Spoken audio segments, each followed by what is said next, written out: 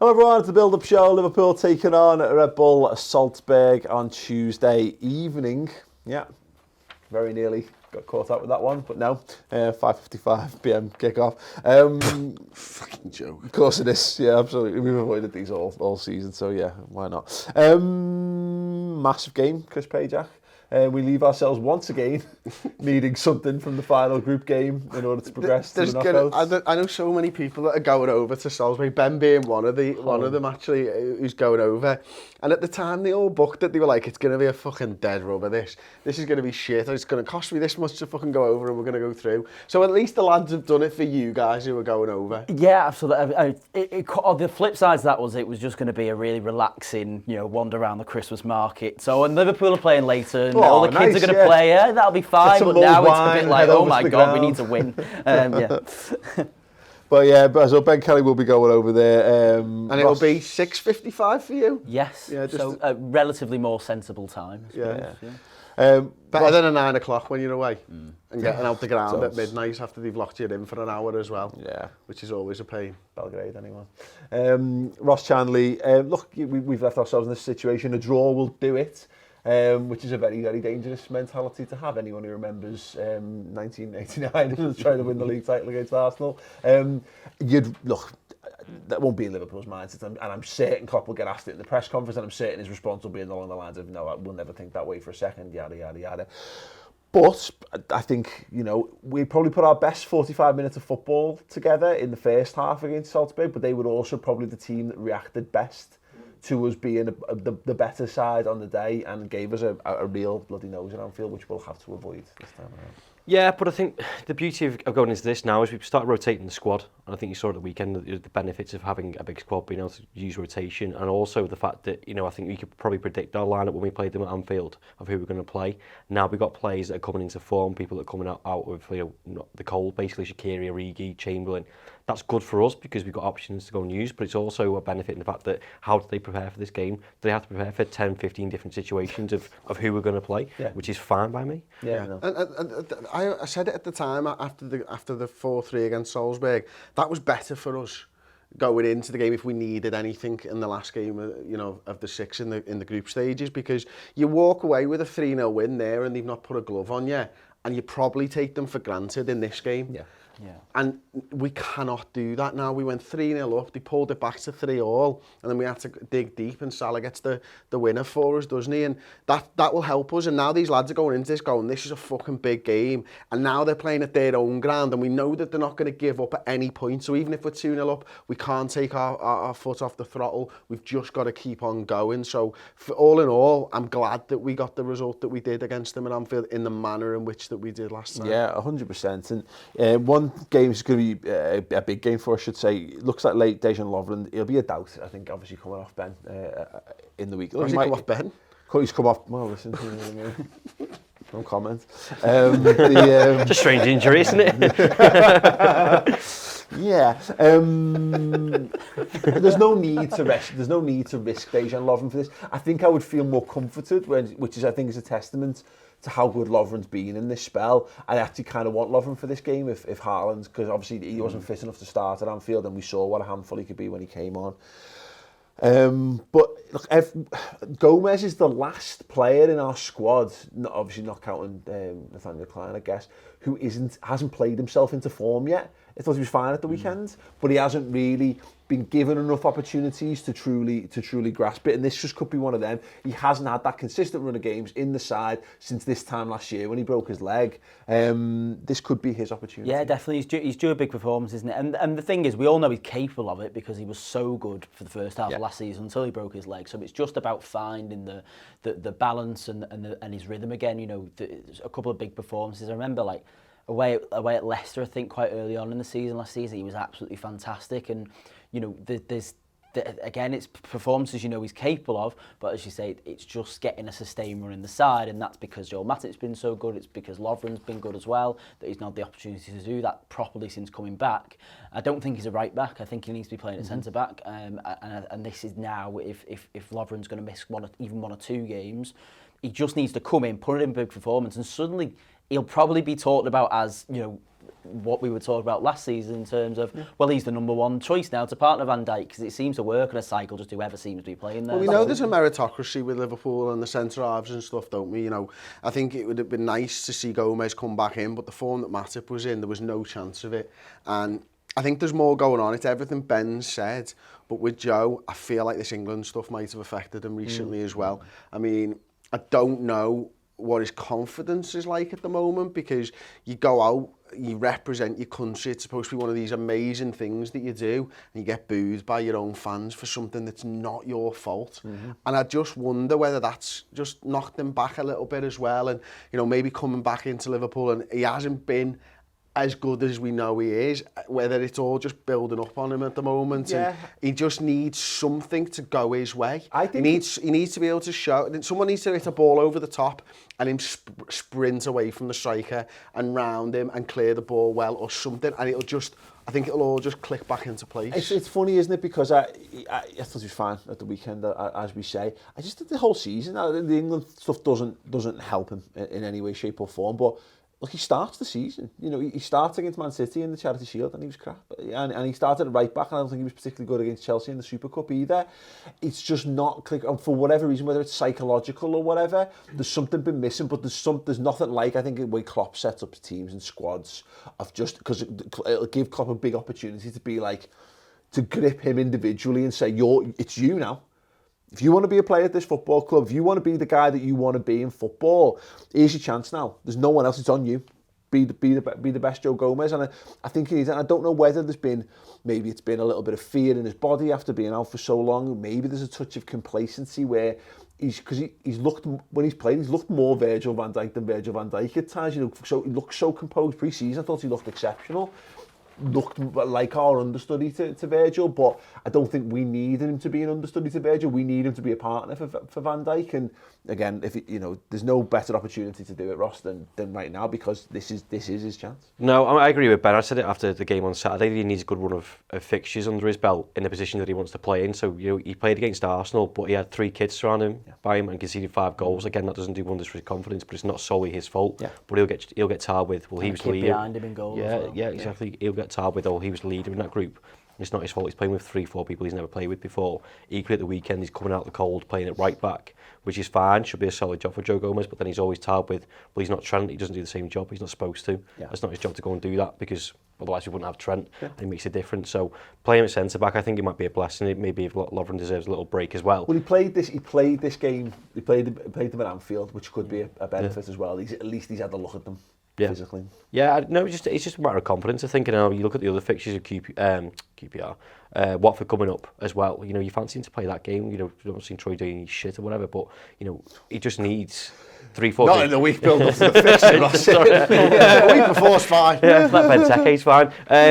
But no, it is. He just needs to play centre about 4 or 5 games. I think once he gets into a rhythm, some confidence, maybe some clean sheets, I think he'll be sound. Yeah. I think he needs this opportunity, doesn't he? Yeah. And he'll look to grasp it with both hands, because he'll know now, if I put a performance in, there's enough evidence to suggest that Klopp won't drop me. Yeah, absolutely. And that's what he needs to go out there. The sliding door moments. Every player, I think, during their career has one of these moments where they take the shirt and they do not relinquish the shirt. It's just unfortunate that he's having to do it again. Yeah, 100%. Because you're right, you're dead right. You'll look at Matip and Lovren, and and that's probably one of the reasons why Lovren was convinced to stay, because look, the evidence is there. You will get your opportunity at some point. It's just on you to make sure that you take it, and that's fine by me. Speaking of opportunities, Ben, Lallana, Keita, Ox, Milner, loads of them.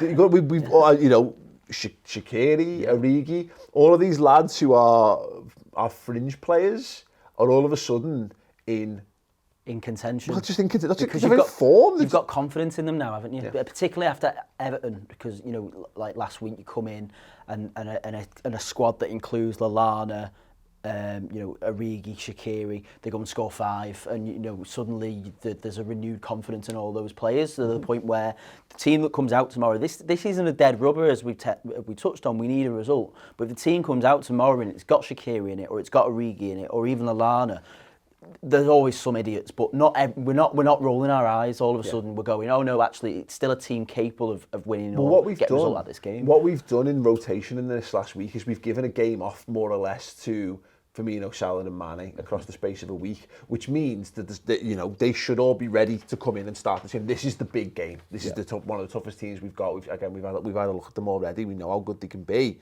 but also you can make a case. There's now a nice pressure on them lads as well, because for the first time, Mohamed Salah knows Klopp could start Shaqiri on the right in this one. He could. I think we'd all still have Salah, obviously.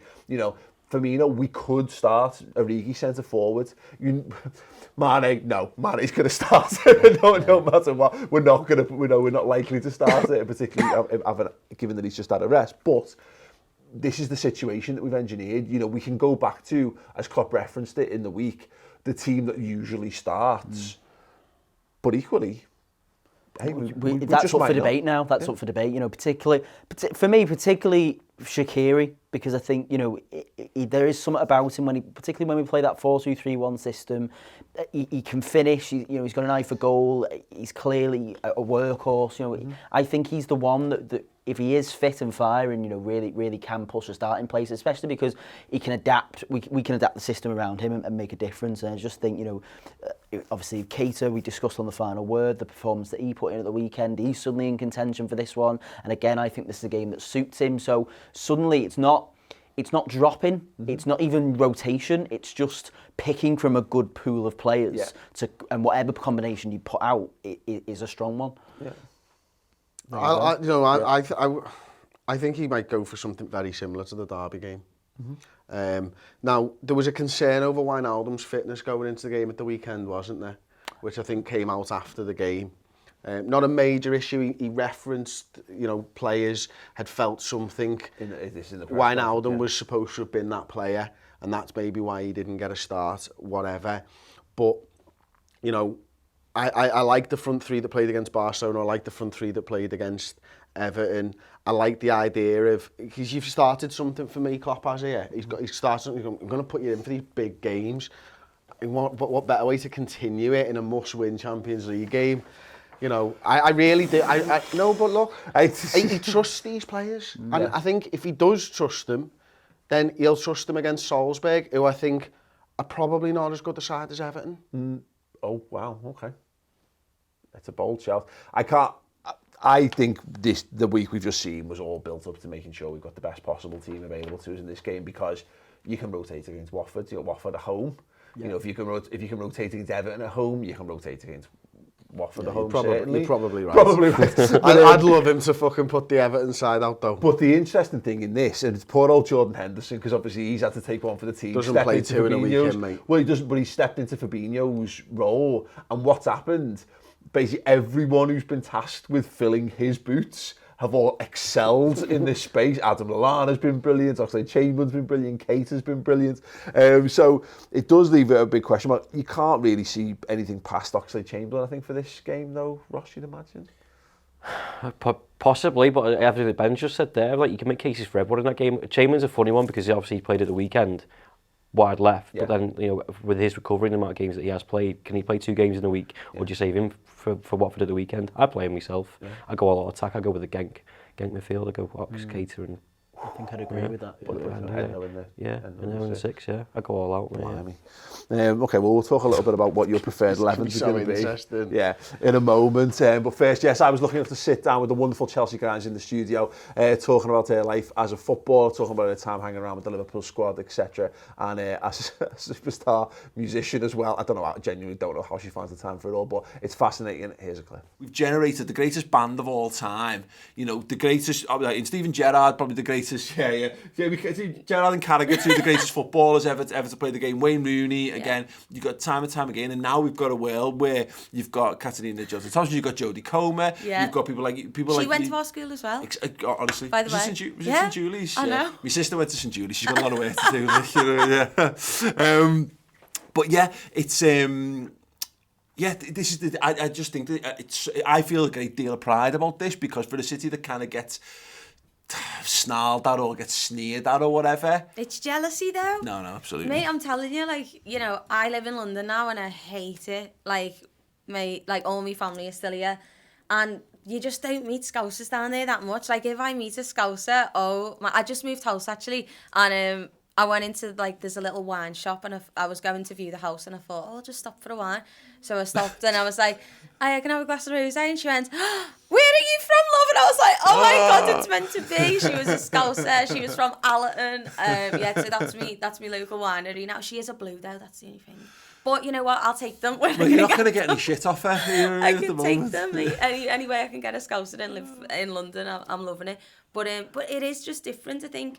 We are built differently, you know, even to say Jodie in an acting world, absolute dog eat dog that world, like couldn't dream of nothing worse, smashed it, top of a game. Katarina Johnson-Thompson, athlete, absolutely disciplined, like all that. And then obviously music industry, that ain't no walk in the park either. It's tough, let me tell you. Everyone's chomping at your heels. Everyone, you know, you're one song away from having a publishing deal, not having one, and then you're only as good as your next song.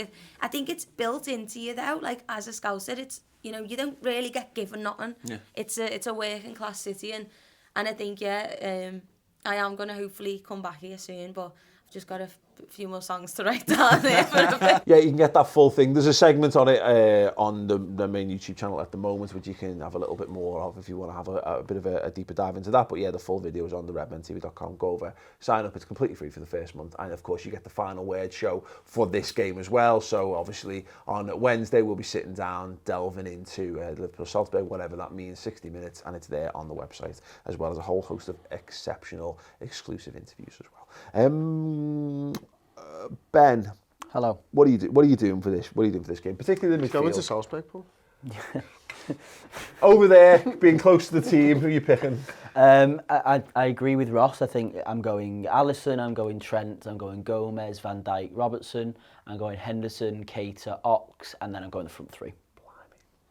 I think we've got to approach this game that they need to win, and they're at home. So they're not going to sit back. They're going to have a go. That suits us, and I think we also need to approach this mentality with, as we touched on at the top of the show, is that we need to win as well. So let's go and win the game. Okay.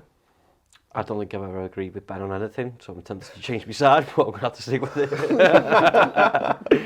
No, it's spot on. I say go out all out, go and get the game done and take people off if you're 2-3 goals up. I know it's dangerous against them, but I think it's just too important, like you said before, like Watford. You know, manager listening to poor run of form. I think, you know, it's not a slight on other players like Origi and Shaqiri, but they're more than capable of beating Watford at Anfield. So go big here. I'm completely changing it. I'm going the back five, as you guys have said. I'm probably going to play a 4-2-3-1 with Wijnaldum if he's fit and Henderson. I'm throwing Lallana in the 10. I'm throwing Shaqiri on the right. I'm throwing Mane on the left, and I'm throwing Divock up front. And Go ahead. Go ahead. I think we've had good fun for this last week, but that's done. We're not really going to go back to the team that we've all expected him to pick for all of those games, and he hasn't, which means that the back five will be whoever the best of who's fit and available. If Lovren's fit, it wouldn't shock me to see him put back in, but it'll probably be Gomez. If Wijnaldum's fit, it'll be a midfield three of Henderson, Fabinho, God if only, Wijnaldum and Milner. And then it'll be the front three, and the only changes might just come if Wijnaldum's not fit. But I think he'll go as Brexit midfield as he possibly can, because it might be the final. Why is Wijnaldum in the Brexit midfield? I know, honestly, yeah, when he clearly would not be allowed to be in that situation. But yeah, no, I think we'll go back to what's been considered the main team, and then we'll just do something mad at the weekend. That team, I think we might see Oxlade, Chamberlain, and Keita completely unleashed against Watford just for a laugh. But yeah, score predictions then, Ben. What do you think? I think it's going to be tight. I think we're going to win 2-1. Classic Liverpool. 2-1 again, yeah. Okay. With my side, 4-2. Yeah. Oh gosh. You know what can stop my side? 3. Lana in the 10, lads. Come on. Either 2-2 or 3-2 to Liverpool. I think regardless of what side we put out, I think these are good, and they'll cause us a couple of problems. Let us know yours in the comments section underneath, both your preferred 11 and your score prediction as well. If you want to know what 11 Liverpool are going to start with, regardless of what we prefer, check out Chris's Start 11 prediction show coming up. But yeah, other than that, thank you very much, guys. It's been an absolute pleasure. Make sure you do go subscribe to the redmentv.com to get you covered throughout this entire very, very busy period, including the Club World Cup and beyond, and of course, a period which is going to see Liverpool top of the table at Christmas, and all that follows. Yes, hopefully the top of 2 tables at Christmas. Oh, that would be splendid. Yeah, we'll see you all very, very soon. Ta-ra.